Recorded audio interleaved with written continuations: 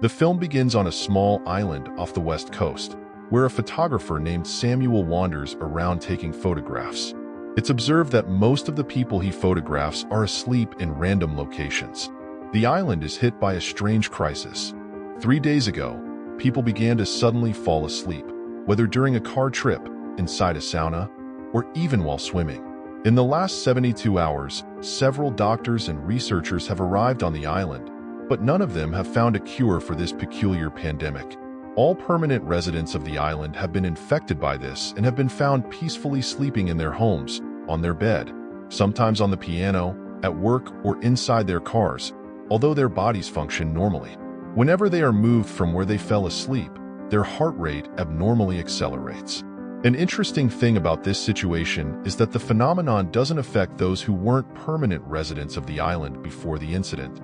Therefore, scientists have set up a camp and tagged each sleeping person on the island to track them. Currently, no reporters are allowed to enter the infected zone, but Samuel somehow managed to cross the border amidst the chaos. During his adventure, he enters a bus full of sleeping passengers to take photographs and finds a woman holding a live goldfish. He decides to take it with him. In this bizarre circumstance, Samuel feels that the fish is his only friend and talks to the animal as if it understood him. Later, they arrive at a house that seems suitable to spend a few days. Samuel cautiously enters and finds a woman asleep in her bed. Her name is Stella, and she was one of the last lucky ones to fall asleep. Samuel avoids invading her privacy and settles in another room, not realizing that researchers are outside the house monitoring the area. As all conscious people were asked to leave the island, he fears being punished if found. The next day, Samuel dreams of going to the grocery store and meeting Stella. In the dream, she barely pays attention to him. He is abruptly awakened when she calls him by name and asks how he knows who she is. A new day begins, and a new adventure starts for Samuel as he talks to the sleeping Stella while listening to the news on the radio. The whole world is talking about the pandemic, and bizarre controversies are arising. Laughing at them, Samuel decides to explore the island during the day. He notices a handyman stuck in a tree, sleeping. He also discovers that the island's animals are still alive and wonders who is taking care of them. After approximately an hour of walking, he reaches the church, where a large group of people are unconscious. After capturing some photographs, he falls asleep. In his dream, he and Stella are sitting face to face in a restaurant. They act as if they've known each other forever and talk about why Samuel is on the island. Stella doesn't agree that he's taking advantage of the situation to make money, but Samuel argues that he's there for the experience, not the money. Later, upon returning home, he examines Stella's belongings in search of her personal diary. As he reads, his connection with Stella becomes more intense, and he continues to dream about her. In the dream, she reveals that she was one of the last to be affected. The first to faint was her piano teacher, who fell asleep in the middle of a lesson. When asked if she felt scared, Stella responds that she was more confused. Doctors and researchers came, but they only discovered that people shouldn't be moved from where they fell asleep as their heart could explode. Samuel takes the opportunity to ask how she felt when falling asleep. Stella describes the sensation as surreal. She had strange and vivid dreams and ended up getting lost in them without realizing she was sinking into a deep sleep. The scene changes to the next day, and Samuel sets off on another adventure. This time he goes to a different neighborhood and ends up spotting a car full of balloons. While trying to take a photo, he notices the presence of health professionals nearby and needs to run back home. The incident awakens Samuel's conscience, and he decides to leave the island, having captured enough photos. Saying goodbye to Stella, he packs his things and heads to the coast where his boat is anchored. However, after spending some time on the coast contemplating the boat, he changes his mind. Just as he arrives home, he notices that the faucet is open. Samuel remembers leaving it open when he first entered the house, but he's sure he closed it. Suddenly, he is transported back to his dream, sitting across from Stella in the restaurant. She questions what the real reason is for him coming to the island. Samuel finally admits that he came for her. It turns out that a year ago he was on vacation on the island when he saw her in the supermarket. He followed her to a restaurant later that day, where she seemed young and free, piquing his interest. However, before he could ask for her number, The night ended and he never saw her again. Back to reality, Samuel goes to the supermarket to shop, but two researchers enter to get alcohol at the same time. One of them bumps into Samuel, but he avoids being noticed by pretending to be unconscious. He shops enthusiastically and even pays the sleeping cashier before taking the groceries. Next, we see Samuel wandering through Stella's place, observing her belongings and imagining her personality. He hits the nail on the head when he finds a tape recorder in the attic containing recordings of a list of her favorite things. The list includes random items like the sound of a typewriter, headless Barbie dolls, and flamingo pool floats. As Samuel listens, his passion grows. On the list, Stella describes that driving on the beach is her favorite activity. So Samuel imagines him and Stella looking for a car to drive to the beach. He fears the idea of stealing from sleeping people, but Stella convinces him that they're just borrowing. Soon they find a car they like and break into the owner's house in search of the keys. Samuel appreciates Stella's freedom and carefree attitude and begins to believe that she is more than just his imagination.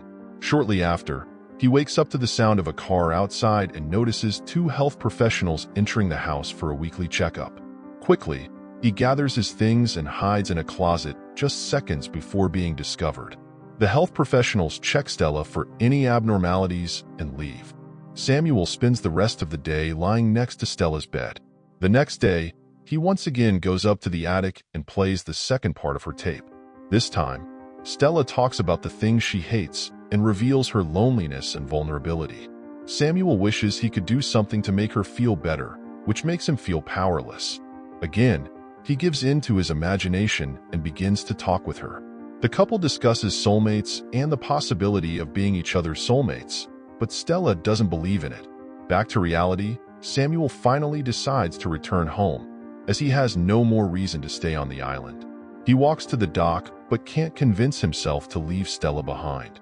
At night, he returns home and gets high on Stella's drugs, dreaming of smoking with her while dancing and kissing her. From that day on, he commits to doing all the things that were on Stella's list of things she loved. He cooks lasagna and drinks beer from a wine glass, following her tastes. When he's slightly drunk, Stella appears in his dreams, furious that he won't leave her alone. She states that the version of Stella he knows through her diaries and tapes isn't really her. Samuel acknowledges that she's right. After all, he never talked to her in real life, and their relationship exists only in his mind.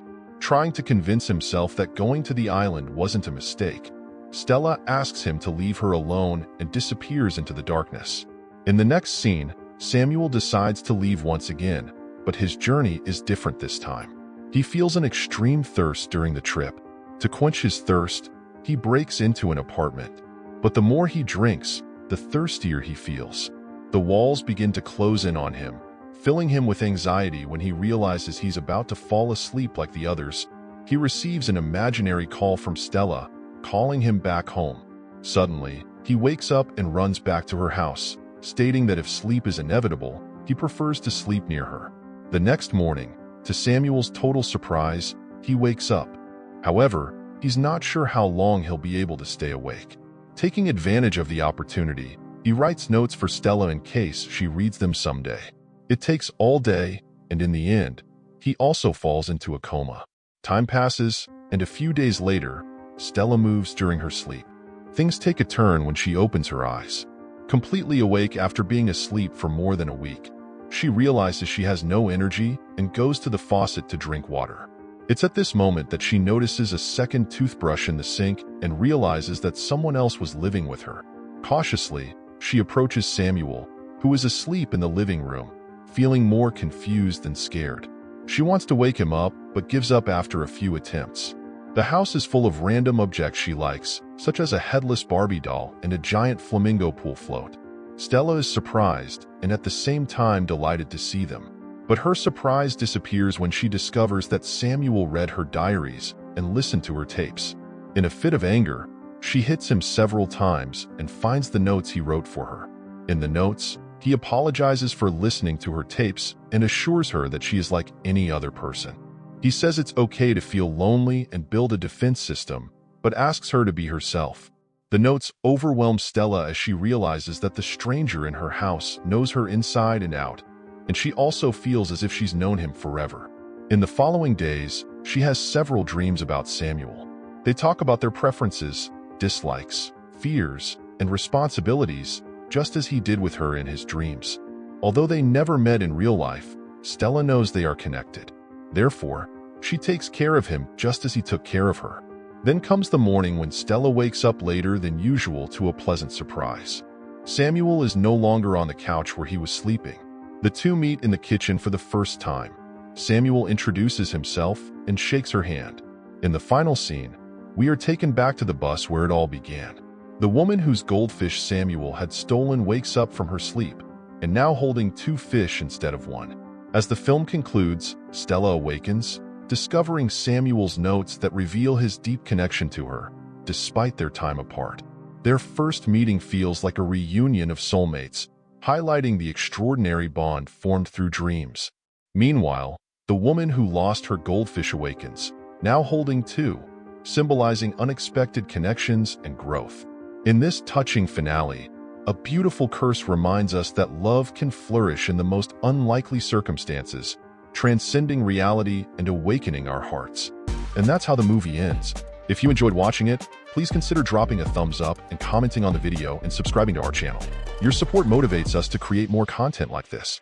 Don't forget to click the bell icon to be notified when our next video is released. Thanks.